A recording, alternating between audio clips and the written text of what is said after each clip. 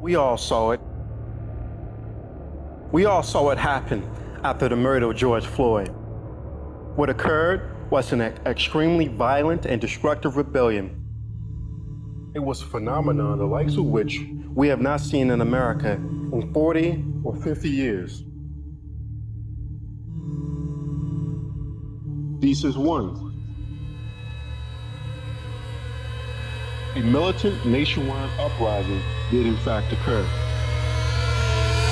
The progressive wing of the counterinsurgency seeks the denial and disarticulation of this event. Thesis 2.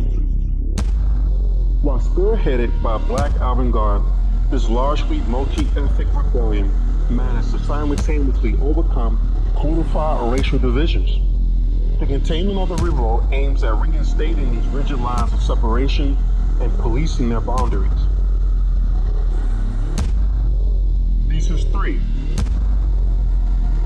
By avoiding the morbid, subliminal core of white supremacy, identity politics, intersectionality, and the social privilege discourse comprise the most sophisticated sector of this police apparatus.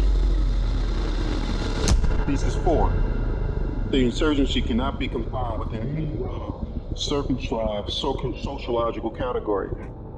By necessarily exceeding all classification, it is an excluded remnant detaching itself from all that binds together the American wasteland. Consequently, this combatant formation can only be defined in terms of its movement and its development, as that which emerged during the first weeks of the revolt, and which would dissolve itself upon a full completion of the revolutionary project. Thesis 5.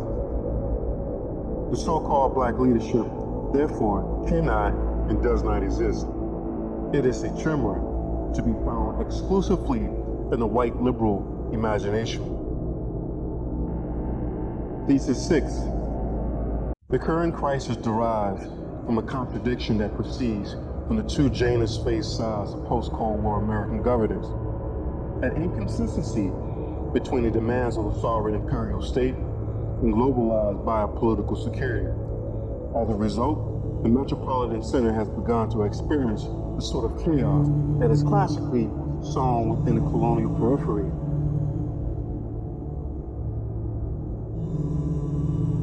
Thesis 7. As the rebel slaves did with the periodic outbreaks of yellow fever in Haiti, there is a hidden partisan knowledge to be uncovered surrounding the novel coronavirus pandemic that can also be exploited and weaponized against established power.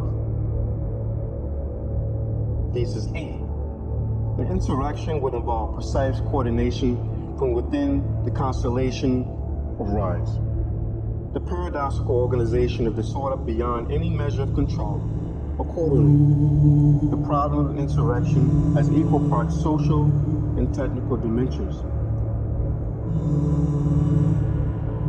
Thesis 9. Materialize the ever-present specter of a second, more balkanized civil war by fragmenting the fragments of a crumbling empire.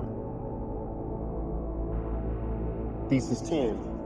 The fulfillment of the revolutionary project is ultimately an inescapable ethical obligation that each of us have to the dead and the exploited.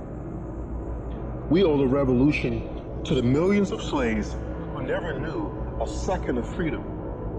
What the long list of martyrs who have fallen during this uprising deserve from us is nothing other than the completion of the revolution.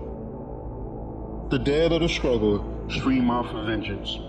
We must avenge their deaths. Not even the dead will be safe from the enemy if he is victorious. Tonight, it's the night to begin to settle accounts once and for all, to end their victorious reign upon the globe, and to allow the dead to finally rest.